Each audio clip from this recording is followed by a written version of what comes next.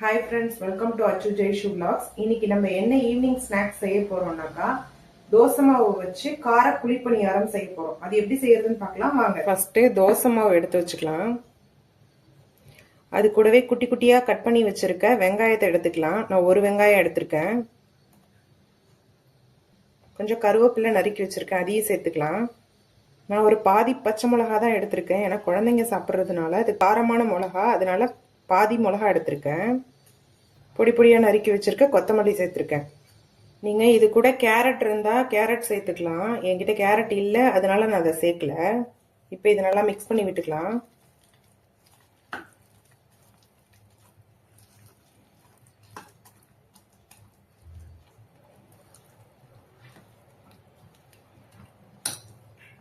அவ்வளோதான், குழிப்பணியாரத்துக்கு மாவு நம்ம ரெடி பண்ணி வச்சாச்சு. கடாயில் கொஞ்சமாக எண்ணெய் விட்டுக்கோங்க. கொஞ்சமாக கடுகு, உளுத்தம்பருப்பு, கடலைப்பருப்பு, சீரகம் நல்லா பொரிய விட்டு அந்த தோசை மாவோட இதை மிக்ஸ் பண்ணிக்கலாம்.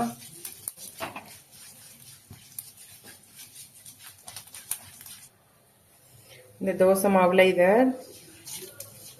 கலந்து விட்டுக்கலாம்.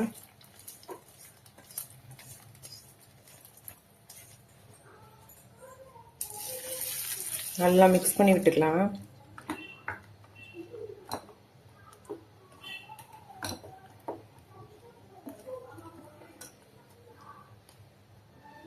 சூப்பராக ரெடி ஆயிடுச்சு. இதை நம்ம குழிப்பணியார கல்லில் வச்சு சுட்டு எடுத்துக்கலாம். குழிப்பணியார கல் வச்சுக்கலாம். எல்லா குழியிலையும் படுற மாதிரி ஆயில் சேர்த்துக்கலாம். இனிப்பு குழிப்பணியாரத்துக்கு நெய் விட்டோம்னா நல்லா இருக்கும், ஆனால் கார பணியாரத்துக்கு எண்ணெய் சேர்த்து செய்யும் போது டேஸ்டா இருக்கும்.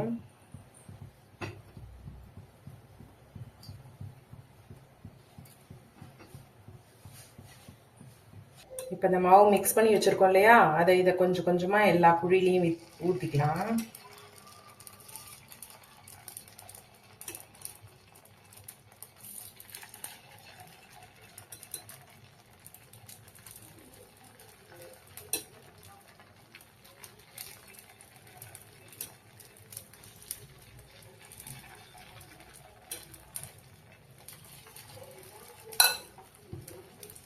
ஒரு 2 minutes இதை மூடி வச்சுக்கலாம், இது குக் ஆகும்.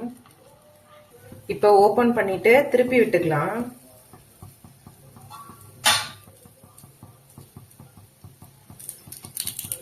சூப்பரா இருக்கு பாருங்க.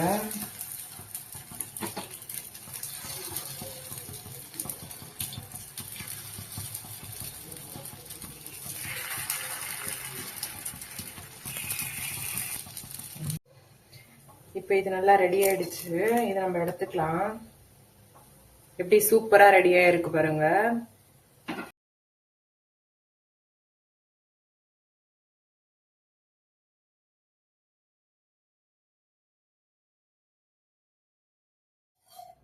இதே போலதான் எல்லாத்தையும் சுட்டு எடுத்துக்க போறோம்.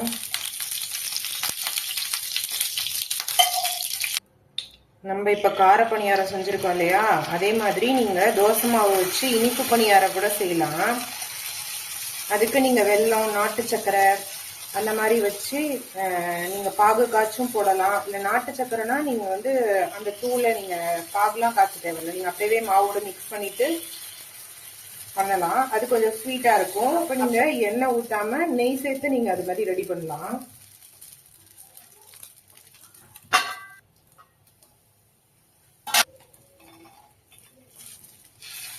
இது கூட நம்ம இந்த கடலைப்பருப்பு, உளுத்தம்பருப்புலாம் சேர்த்து செஞ்சிருக்கோம் இல்லையா, அது நல்லா நம்ம சாப்பிடும் போது நல்லா வாயில கடிப்படும் போது நல்லா டேஸ்டா இருக்கும். இன்னைக்கான ஈவினிங் ஸ்நாக்ஸ் கார குழிப்பணியாரம் ரெடி பண்ணியாச்சு. இது போல டெய்லி நீங்க வீட்லயே ஈவினிங் ஸ்நாக்ஸ் குழந்தைங்களுக்கு செஞ்சு கொடுக்கணும்னா என்னோட சேனலை சப்ஸ்கிரைப் பண்ணி வச்சுக்கோங்க. டெய்லி ஒரு ஈவினிங் ஸ்நாக்ஸ் வீட்லயே ரெடி பண்ணது வரும். இந்த ரெசிபி உங்களுக்கு பிடிச்சிருந்ததுன்னா மறக்காம நீங்களும் ட்ரை பண்ணி பார்த்துட்டு எப்படி இருக்குன்னு சொல்லுங்க. பாய்.